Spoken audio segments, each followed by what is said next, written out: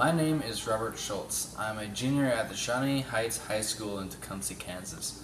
I have been a member of the Riverside 4-H Club in Shawnee County for 12 years, including 2 as a mini 4-H'er. My 2 brothers and I are 3rd generation 4-H'ers. My mom is a 2nd generation 4-H'er, and my mom and dad volunteer at the club, county, and state levels. I've been involved in the 4-H Geology project for many years, and am a member of the Topeka Gem and Mineral Society. Geology is one of my favorite projects, and I'm particularly fond of lapidary, the cutting, polishing, and mounting of gemstones. One of my goals this year was to give a presentation at the state geology field trip on my own. I worked with the project club and a couple of TGMS members and worked out a presentation about lapidary arts. I actually gave this talk 3 times on the first day of the event and spoke to more than 100 people about it. You could say it was a popular session that night. One of our state project leaders, Alan Meinhold, injured his back last spring and was under a doctor's care through most of March and April. Alan single-handedly manufactures all the display boxes that the state team sells and gives prizes during the state field trip.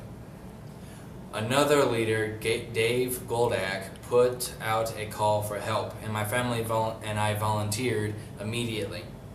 We set up a time to link up, and a couple weeks later, we made the drive to Emporia to help Alan with these boxes. We cut and test fit pieces for more than 130 geology display boxes, then spent another few hours doing basic assembly for half of them. In the end, Alan made almost 250 boxes, including some custom ones. My younger brother Ian, who won 2 of those custom boxes at the state field trip. He made me a couple custom boxes too, and that was the start of my favorite learning experience this year. As we were working on the display boxes, I started talking to Alan about an idea I had for my lapidary display. I wanted to do a Japanese theme since I had some jade I'd be using for a cabochon and a few other pieces I thought would fit. I thought a cherry wood display box would be awesome, and pointed out that there was a custom lumber mill just a short distance away. So my dad and I made the short distance out there and picked up some nice cherry wood.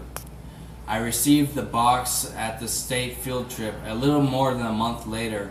It was beautiful. I resolved to make 6 projects that would be worth the effort that Alan put into the box.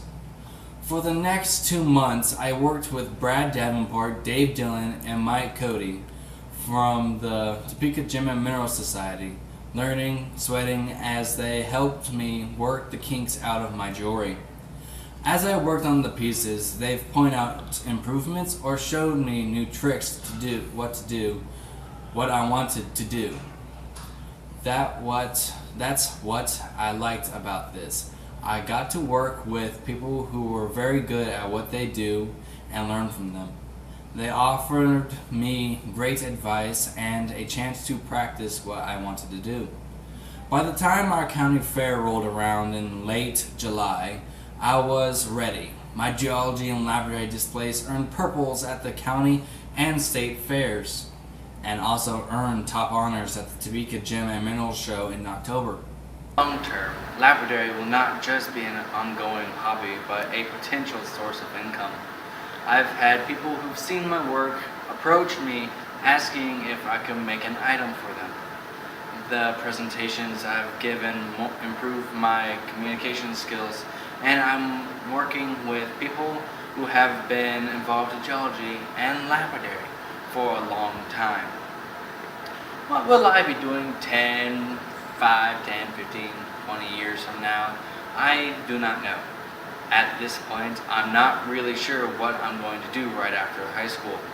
I do know, however, that geology and lapidary are going to be a big part of my life for a very long time, and could open up some interesting possibilities along the way.